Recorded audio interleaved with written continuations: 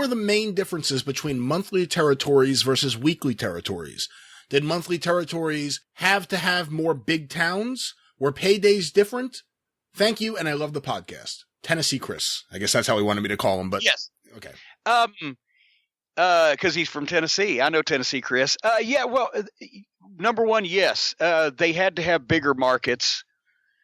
The reason why you ran a major town like New York or, actually they used to even run Chicago every couple of weeks. But most often if it's a monthly town in a major territory, that means that it's a big building and a big expense, like when they would run the Omni once a month or whatever.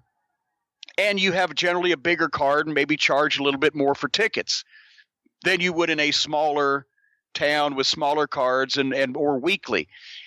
The weekly territories, they had to be inventive because they kept a smaller roster.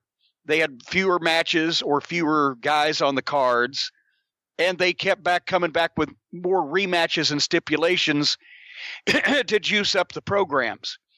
So, it just depends, but most of it was that way, especially smaller markets in the South ran weekly.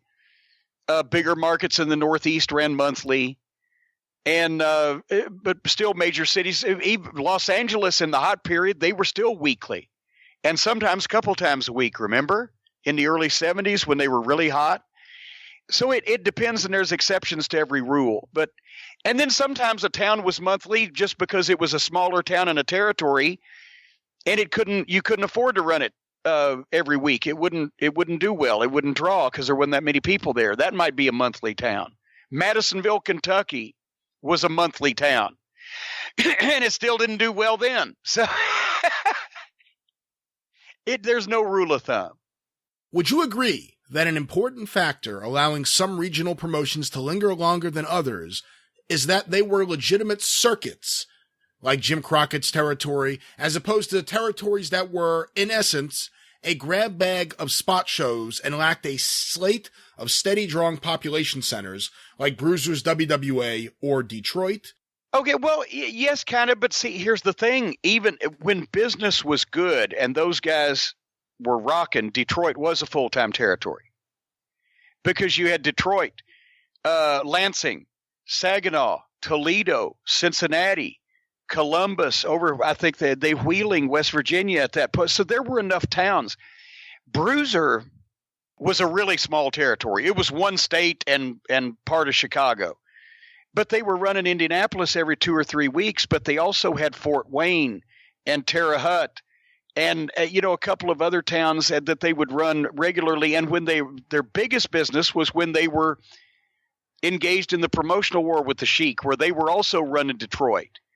And that way, if you only ran 4 towns one week, but Indianapolis drew 10,000 people and Detroit drew 12,000, then you've pretty much paid your talent as much as they're going to make anywhere else to work in those 2 towns and a couple of spot shows.